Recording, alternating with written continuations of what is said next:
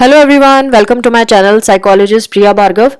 Today we are going to start part 2 of Unit 4, Block 3, MPC 033, that is MAPC second year students who have opted for organizational psychologies. This video is for you guys. Today we are going to start part 2 which is models of program evaluation. बहुत कुछ models के बारे में यहाँ पे बात की गई है, कौन कौन से मॉडल्स हैं जिनको हम फॉलो करते हैं प्रोग्राम एवेलुएशन में। बट उससे पहले हमें ज़रूरत ये जानने की है कि हम किस बेसिस पे मॉडल्स को चूज़ करते हैं। अगेन कभी कभी तो ऐसा होता है कि एक ही मॉडल हम यूज़ कर रहे होते हैं और वो डिपेंड करता है कि नेचर ऑफ प्रॉब्लम क्या है, कौन सी सिचुएशन है, उस पर डिपेंड करेगा हमें कौन सा मॉडल यूज़ करना है। कभी कभी हम मॉडल्स का कॉम्बिनेशन भी यूज़ करते हैं किसी चीज़ को इवेलुएट करने के लिए। सो इम्प्लीमेंटेशन से पहले हमें सुटेबल प्रिपरेशन करना ज़रूरी है किसी भी मॉडल को जब हम करना चाहते हैं इम्प्लीमेंट। एंड दूसरा, कंड्यूसिव एनवायरनमेंट जो ऑर्गेनाइजेशन हमें प्रोवाइड करेगा इवेलुएशन के लिए, तभी हम सक्सेसफुली कुछ भी कंडक्ट कर पाएंगे। देन कुछ पॉइंट्स यहाँ पे लिस्ट डाउन किए गए हैं जो हमें इवेलुएशन से पहले और इवेलुएशन के टाइम पे ध्यान में रखने होते हैं। जैसे पहला पॉइंट है evaluation need identification setting of objective by the organisation. Organisation को बताना पड़ेगा कि इवेलुएशन की क्या ज़रूरत है और क्या क्या ऑब्जेक्टिव है, और ऑब्जेक्टिव के बेसिस पे हम फिर सेटिंग करेंगे सारी इवेलुएशन की। दूसरा, planning design and preparation of the programmes. जो भी इवेलुएशन हम करने वाले हैं उसका पूरी प्लानिंग करनी होगी, डिज़ाइन एंड जो भी प्रिपरेशन लगेगी उसमें वो हम करेंगे। Then pre course identification of the people with needs. जिन लोगों के ऊपर हमने प्रोग्राम रन किया था उनकी नीड्स के बारे में हम आइडेंटिफिकेशन कैरी आउट करेंगे। And then completion of the preparation required by the evaluation programme. और फिर प्रिपरेशन के कंप्लीशन जो हो गया है उसके बारे में भी जो इवेलुएशन प्रोग्राम हम रन करेंगे, जो मॉडल हम रन करेंगे, उसके लिए क्या प्रिपरेशन चल रही है, वो कंप्लीट हो गई, उसको भी हम चेक करते हैं कि पूरी जितना हमें रिक्वायरमेंट है इवेलुएशन के टाइम पे वो है कि नहीं है। Then provision of agreed evaluative programmes. और फिर हम सारे वो जो प्रोग्राम हमें रन करने हैं इवेलुएशन के लिए उसको प्रोवाइड कराएंगे, ऑर्गेनाइजेशन प्रोवाइड कराएगा। Then pre course briefing meeting. Evaluation से पहले एक मीटिंग होगी जहाँ पे सारा कुछ बताया जाएगा कि हम कैसे कैसे प्रोग्राम रन कर रहे हैं, कैसे कैसे आगे प्रोसेस चलेगा। Then completion of end of programme learning questionnaire और की ऑब्जेक्टिव्स लर्निंग क्वेश्चनर। फिर हम एक क्वेश्चनर से की हेल्प से ये पता लगाएंगे कि क्या लर्निंग हुई है प्रोग्राम से और क्या की ऑब्जेक्टिव जो थे वो अचीव किए गए हैं या नहीं किए हैं। Then completion of action plan. फिर हम एक्शन प्लान को कंप्लीट करेंगे। Then post course briefing meeting. फिर जब कोर्स खत्म हो गया तो उसके बाद की मीटिंग एक होगी। Then review meeting to discuss progress of implementation. फिर हम एक और रिव्यू मीटिंग करेंगे जिसमें हम ये देखेंगे कि क्या कितनी प्रोग्रेस हुई है, जो भी हमने इम्प्लीमेंट किया प्रोग्राम में उसकी कितनी प्रोग्रेस हुई है। And then final implementation review meeting. और फिर लास्ट में जब पूरा इम्प्लीमेंटेशन हो गया तो फाइनल मीटिंग की जाएगी, रिव्यू मीटिंग कहेंगे उसको। नाउ अब हम पढ़ने वाले हैं सारे models of programme evaluation. Now the first model is Donald Kirkpatrick model. इस मॉडल का मेन फोकस होता है प्रोग्राम्स के ऊपर, स्पेसिफिकली जो लर्निंग एंड ट्रेनिंग के लिए यूज़ होते हैं। सो वो प्रोग्राम्स जो एम्प्लॉयज़ को कुछ सिखाते हैं या कुछ ट्रेनिंग देते हैं वो कैसे थे, उनका स्टैंडर्ड कैसा था, उस सबको हम नोट डाउन करते हैं यहाँ पे। सो इफेक्टिव ट्रेनिंग प्रोग्राम की जो वैल्यू है वो हम जान पाएंगे। और इफेक्टिव ट्रेनिंग प्रोग्राम क्या होता है, जो स्किल्स डेवलप कर रहा है एम्प्लॉयज़ में और एफिशिएंट बना रहा है उनको। सो ये 4 लेवल्स पे हम इसको इवेलुएट कर सकते हैं इस मॉडल की हेल्प से। कौन कौन से लेवल्स है? Number 1, reaction level. इसमें हम ये देखते हैं एम्प्लॉय को कैसा फील हुआ ट्रेनिंग के बाद, वो कैसा महसूस कर रहा है। तो हैप्पी शीट्स होती हैं, फीडबैक फॉर्म्स होते हैं जिससे हम पता लगा सकते हैं। Even verbal reaction, post training surveys, questionnaire, ये बहुत सारी टेक्निक्स हैं जिनको हम यूज़ कर सकते हैं और इससे हमें एम्प्लॉय का रिएक्शन पता चलेगा कि ट्रेनिंग प्रोग्राम के बारे में जब उन्होंने पार्टिसिपेट कर लिया तो उसके बाद उन्हें कैसा फील हो रहा है। तो ये उनको इन्फॉर्मेशन हमें प्रोवाइड करेगा इसके बारे में, इफेक्टिवनेस के बारे में, और इसके बारे में भी हमें पता चलेगा कि अब हमें आगे इस प्रोग्राम को रन करना है या नहीं करना है। और ये और एम्प्लॉयज़ के ऊपर ये भी इंप्रेशन डाल देता है ऑर्गेनाइजेशन का कि ऑर्गेनाइजेशन वाकई जेन्यून है और वो इंडिविजुअल डेवलपमेंट के लिए काम करता है। इससे एम्प्लॉयज़ का जो मोरल होता है वो ओवरऑल अप फील करते हैं, पॉजिटिव फील करते हैं, कंपनी के लिए भी और खुद के लिए भी। सेकंड जो लेवल होता है वो होता है लर्निंग। हम इसमें ये मेजर करते हैं कि उनकी नॉलेज इंक्रीज हुई कि नहीं हुई। So before training and after training उनकी जो नॉलेज है उसको हम चेक कर सकते हैं। तो इनको ये इन्फॉर्मेशन हमें प्रोवाइड करता है कि कितना इफेक्टिव था ये प्रोग्राम। हम इनकी स्किल्स, जैसे मैंने बताया, बिफोर एंड आफ्टर हम ट्रेनिंग चेक कर सकते हैं।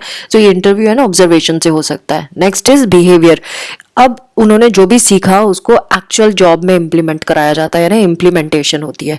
सो जो भी उन्होंने सीखा वो ट्रेनिंग प्रोग्राम में उसको वो इम्प्लीमेंट करेंगे। ऑर्गेनाइजेशन को पर्टिकुलर एनवायरनमेंट देगा। अगर वो कर पाते हैं यानी कि प्रोग्राम इफेक्टिव था। अब लास्ट जो लेवल होता है वो होता है रिजल्ट्स, कि हमने उनको ट्रेनिंग दिया, उन्होंने इम्प्लीमेंट भी किया एम्प्लॉयज़ ने। अब उसका जो आउटकम आया वो ऑर्गेनाइजेशन के डिज़ायरेबल है या नहीं है ऑर्गेनाइजेशन के लिए। जैसे प्रोडक्शन अगर इंक्रीज हो गया, एब्सेंटिज्म कम हो गया, प्रॉफिट ज़्यादा हो गया, मोरल अच्छा है, स्किलफुल हो गया, ज़्यादा क्रिएटिव हो गया, यानी कि प्रोग्राम अच्छा था। Now the next model is Jack Philip ROI model. ROI का फुल फॉर्म होता है रिटर्न ऑन इन्वेस्टमेंट। यानी ये मॉडल का मेन फोकस ये है कि हमने कितना खर्चा किया उस प्रोग्राम के लिए और हमें उसके बदले कितना रिटर्न मिल रहा है। सो हम आउटकम पे फोकस करते हैं उस प्रोग्राम से जो हमें आया और हमने उस पर कितना इन्वेस्टमेंट किया था। सो अगर हमें इन्वेस्टमेंट हमने किया और उसका पॉजिटिव आउटकम नहीं आया, मतलब कि लॉस है। सो ये जो ROI है, इस कॉन्टेक्स्ट में हमें आइडिया लग जाता है कि प्रोग्राम ने कैसा परफॉर्म किया।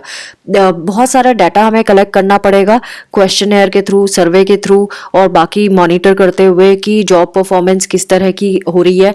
उन सबको फैक्टर्स को ध्यान में रखते हुए हम ROI कैलकुलेट कर सकते हैं। ROI फॉर्मूला भी दिया है इन्होंने, रिटर्न ऑन इन्वेस्टमेंट। ROI का फुल फॉर्म था रिटर्न ऑन इन्वेस्टमेंट। इसका परसेंटेज निकालने का, सो ये बेनिफिट अपॉन कॉस्ट इनटू 100%। ये प्रिंटिंग मिस्टेक है, आप ठीक कर लेना, मैंने यहाँ पे एडिट करके ठीक किया है। सो बेनिफिट्स मतलब नेट बेनिफिट। नेट बेनिफिट कैसे निकालते हैं? नेट बेनिफिट होता है कि आपने मॉनेटरी वैल्यू कितनी डाली उस प्रोग्राम के लिए माइनस जो आपको कॉस्ट आई।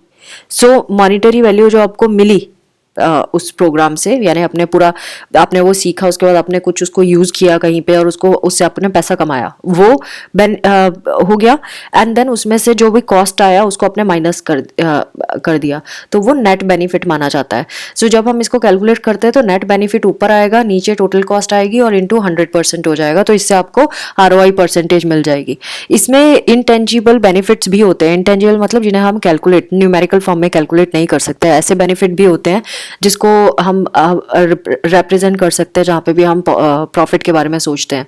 दो इंपॉर्टेंट एडवांटेजेस के बारे में बात की है, वो क्या एडवांटेजेस हैं जब हम इवेलुएट करते हैं। नंबर 1, ये एक मेजरेबल ऑब्जेक्टिव दे देता है ट्रेनिंग स्टाफ को, कि जिससे वो क्लियरली मेजर कर सकते हैं कि प्रोग्रेस क्या रही उस प्रोग्राम की, या उस पूरे प्रोसेस के एक सेगमेंट की क्या रही, उसके बारे में हमें पता चल जाता है, क्योंकि हम इसको मेजर कर सकते हैं। सेकेंड, जो हमारा जो टारगेट है, टारगेट के ऊपर आप जब अटेंशन पे कर रहे हो, उनको आपने काम दिया है करने के लिए, तो जो ट्रेनिंग स्टाफ है उनको भी आइडिया लग जाएगा, उनका कमिटमेंट ज़्यादा हो जाएगा कि भाई उनको क्योंकि मेजरमेंट हो रहा है, एवेल्युएशन हो रहा है, तो उनको अच्छे से करना है। सो वो एक स्ट्रॉन्ग मैसेज भी जाता है कि वो अकाउंटेबल है इस चीज़ के। अगर वो नहीं करेंगे तो रिजल्ट में झलक जाएगा, इसलिए वो ढंग से काम करना ही पड़ेगा उनको। अब 5 लेवल्स दिए हैं इसमें मॉडल में। इसमें 5 लेवल्स होते हैं। Number 1, reaction and planned action. ये बिल्कुल वैसी है जैसे इससे पहले वाले मॉडल में हमने देखा था। हम पार्टिसिपेंट का रिएक्शन नोटिस कर सकते हैं, इफेक्टिवनेस उससे पता चल जाएगी प्रोग्राम की। दूसरा, प्लान्ड एक्शन, किस तरह से ये एम्प्लॉयज़ उस इंफॉर्मेशन को यूज़ कर रहे हैं अपने एक्चुअल एप्लीकेशन में, उनका पार्टिसिपेंट्स कितना अप्लाई कर रहे हैं, जो भी उन्होंने सीखा है वो हम यहाँ पे कंसीडर कर सकते हैं प्लान्ड एक्शन में। लर्निंग में हम इस बात का स्टॉक लेते हैं कि किस तरह की लर्निंग हुई है उनको, और उनकी नॉलेज एनहांस हुई है या नहीं हुई है जब वो प्रोग्राम किया गया। देन जॉब एप्लीकेशन, इसमें हम फोकस करेंगे कि पार्टिसिपेंट ने वो नॉलेज को रियल लाइफ लर्निंग में लगाया, जॉब एक्टिविटी में लगाया या नहीं लगाया। देन बिजनेस रिजल्ट, फिर हम ये देखेंगे कि जॉब एप्लीकेशन के बाद बिजनेस का रिजल्ट जो आया वो पॉजिटिव आउटकम दे रहा है कि नहीं दे रहा है ऑर्गेनाइजेशन को। एंड देन फिफ्थ होता है रिटर्न ऑन इन्वेस्टमेंट, क्या वो जो फॉर्मूला हमने अभी पढ़ा था वो कैलकुलेट करता है, benefit upon cost is return on investment, और अगर परसेंटेज का सिंबल है तो इंटू 100% और कर देना है। सो ये आउटकम जितना आया है, अगर हमारा आउटकम एक्सीड कर देता है जितना हमने इन्वेस्ट किया था, यानी कि हमारे को फाइनेंशियल बेनिफिट हो रहा है, हमें प्रॉफिट हो गया है। Now next model is CIPP model, जिसे context, input, process and product model के नाम से भी जानते हैं। ये स्टफल बीम ने एटेल ने 1960s में डेवलप किया था। इसका मेन फोकस 4 एस्पेक्ट्स में है, जैसे कि नाम ही है इसका, context, input, process and product, इसके ऊपर है। और ये डिसीजन फोकस्ड अप्रोच होती है एवेल्युएशन की, यानी हम ये देखते हैं कि पहला स्टेप जब हो गया तो वो किस बात का डिसीजन ले रहा है वो वाला स्टेप। तो हर एक स्टेप में हम ये देख रहे हैं कि क्या डिसाइड कर पा रहे हैं हम उस स्टेप से। इसका मेन एम्फेसिस भी सिस्टमेटिक प्रोविजन होता है इंफॉर्मेशन का मैनेजमेंट के लिए, और बाकी आगे जो प्रोग्राम में ऑपरेशंस करने हैं उसके लिए। तो मतलब हमारे को एक आइडिया लग जाता है कि आगे कैसे बढ़ना है। सो डिसीजन मेकिंग में काफ़ी हेल्पफुल होता है ये। नाउ इसका जो फोकस होता है वो प्रोग्राम्स को लिंक करना है डिसीजन मेकिंग से। तो ये इंश्योर करता है कि हम जो भी प्रोग्राम को जब इम्प्लीमेंट करेंगे तो इफेक्टिवली इम्प्लीमेंट कर सके। 4 एस्पेक्ट कौन कौन से हैं इस मॉडल के वो हमने यहाँ डिस्कस किया है, जैसे कि कॉन्टेक्स्ट मतलब हम डाटा कलेक्ट करके ये पता लगाएंगे नीड असेसमेंट के बारे में, यानी क्या ज़रूरत है इस प्रोग्राम की। जब हमें एक बार ये पता चल जाए कि किस चीज़ की ज़रूरत है उस प्रोग्राम में, तो हम गोल और ऑब्जेक्टिव सेट कर सकते हैं किसी पर्टिकुलर प्रोग्राम का। इसको समझने के लिए हमें अगर हमें ये समझ आ गया तो हम आगे क्या एक्शन करना है उसको भी डिसाइड कर पाएंगे। तो इससे हमें ये डिसीजन मिलता है। अगर हमें एक बार ये ऑब्जेक्टिव पता चल गया तो हम प्लानिंग कर सकते हैं, तो हम डिसाइड कर पाएंगे प्लानिंग के बारे में। नाउ सेकंड इनपुट है। अब हमने प्रोग्राम को कंडक्ट करने के लिए किन चीज़ों की ज़रूरत है, व्हाट इज़ रिक्वायर्ड, उसके बारे में हम आइडेंटिफाई करते हैं। रिसोर्सेज आइडेंटिफाई करते हैं, कौन सी स्ट्रेटेजी लगाएंगे उसको आइडेंटिफाई करते हैं, सो दैट हम सक्सेसफुली इसको मैनेज कर पाए पूरे प्रोग्राम को। इस स्टेप से हमें क्या डिसीजन लेने में हेल्प मिल रही है। अब हम आगे स्ट्रक्चर कैसे प्लान करेंगे, क्योंकि हमने रिसोर्सेज भी कलेक्ट कर लिया, अब हमें इसको पूरा सा अच्छे से अरेंज करना होगा। नाउ प्रोसेस इसमें एक्चुअल प्रोसेस किया जाएगा, मतलब इम्प्लीमेंटेशन कैसे करना है, प्रोग्राम को इम्प्लीमेंट कैसे करना है। कोई ऑब्स्टेकल आ रहे हैं, प्लानिंग हमने कर ली, लेकिन अगर कोई ऑब्स्टेकल आ रहा है तो उसको कैसे डील करना है, वो सब हम इस स्टेप में करते हैं। तो बेसिकली इससे हम डिसाइड कर पाएंगे स्टेप से कि इम्प्लीमेंटेशन कैसे होगा। नाउ प्रोडक्ट, अब हमारा फोकस होगा आउटकम पे। इम्प्लीमेंटेशन, अगर आउटकम अच्छा है तो मतलब इम्प्लीमेंटेशन सक्सेसफुल हो चुका है, और अगर आउटकम अच्छा नहीं है तो नहीं हुआ है। अब इससे हमें डिसीजन क्या मिल रहा है, हम ये डिसीजन ले पा रहे हैं आउटकम से कि फर्दर कोर्स ऑफ एक्शन क्या होगा, फ्यूचर में अब हम क्या करेंगे।